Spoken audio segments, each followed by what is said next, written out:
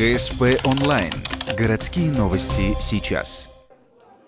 Детский сад – это вам не игрушки. Сегодняшние дошколята уже изобретатели. И это не просто слова. 5 малышковых команд сегодня представили свои изобретения на конкурсе робототехники и лего-конструирования «Мой первый робот».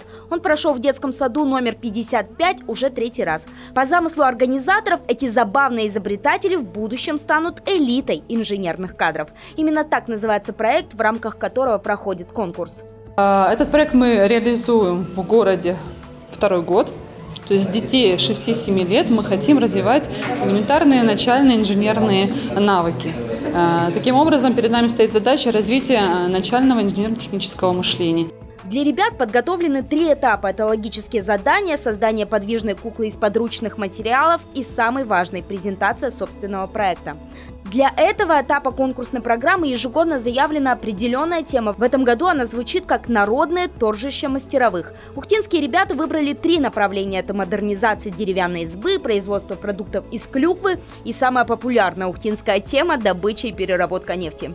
Таких проектов было аж 3. Один из них и стал победным на этом конкурсе. Победители команды «Нефтяные капельки» после оглашения результатов эмоций не скрывали.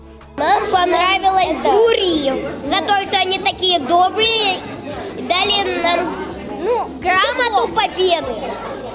Да, победа в конкурсе. И еще какие-то подарки, даже непонятно. Много подарков. Да, мы не знаем, какие они.